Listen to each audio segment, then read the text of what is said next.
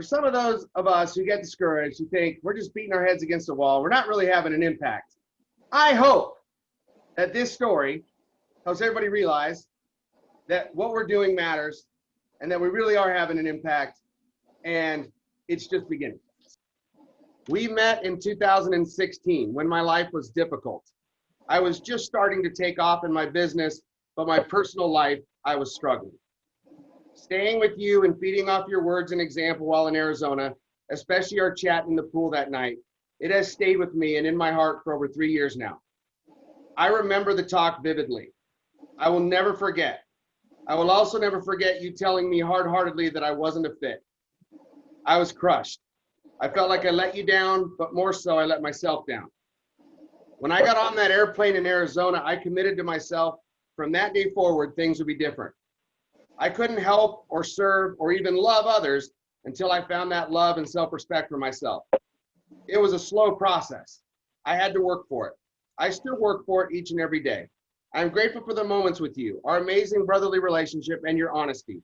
It was what I needed not only for my career, but for my life, for me to grow. I changed how I do business a few years ago. I embraced customer service and took it to the highest level that I can do. It had to be authentic. I could only try to emulate the way you serve, but it had to be within me and feel real. It's been incredible. I can't even express to you in words the change I have seen in my business, but in my life as well. That's amazing, isn't it? So what I did is I asked Ryan to come and share from his perspective, his journey, so that all of you could hear what he went through and how he took what was a huge disappointing rejection and turned it for good. And think about it from this perspective. We had to be willing to be bold and honest, tell him the truth. And it was our courage to do so and our courage to stand for the principles that made this whole thing possible. If we had not done that, Ryan would not have had the transformation he had. So without further ado, I've asked Ryan just to kind of share his story. I appreciate the opportunity to be here. I try to, like the letter says, emulate what you guys at Kaiser have done and the culture that you've created. I just think it's fantastic. So going into my story, I left the airport, and many of you I got to meet in Arizona, hang out with, and get to know well. And I was there for a couple of days. I stayed at JK's house. It was just fabulous. But leaving the airport, we were driving, and JK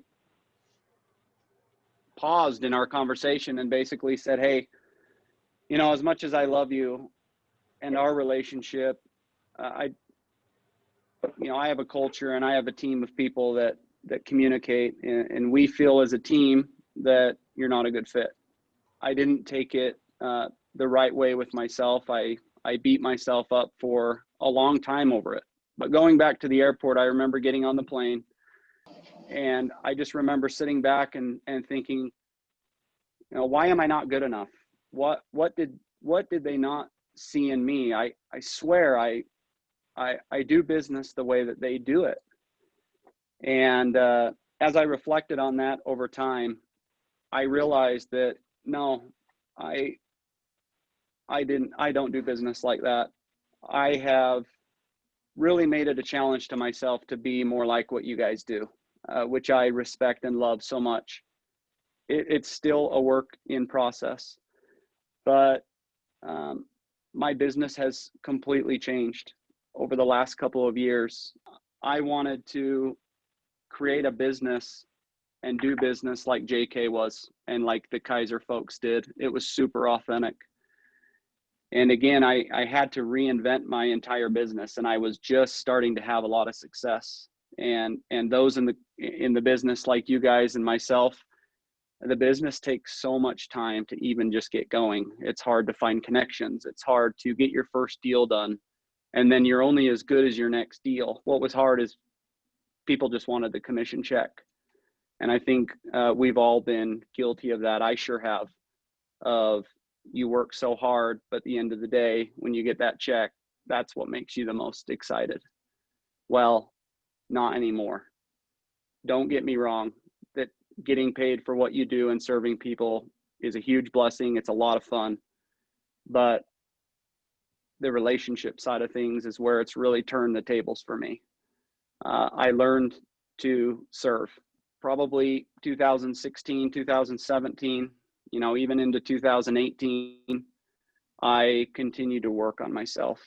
And even up to today in 2020, I'm still working on myself. I'm working on being a better me, being a better person, giving more, serving more, loving more. And I've tried to implement that in my business the last couple of years. It's all come back 100-fold. I have had the greatest last 3 years in my career. What I did is I said to myself, how can I serve?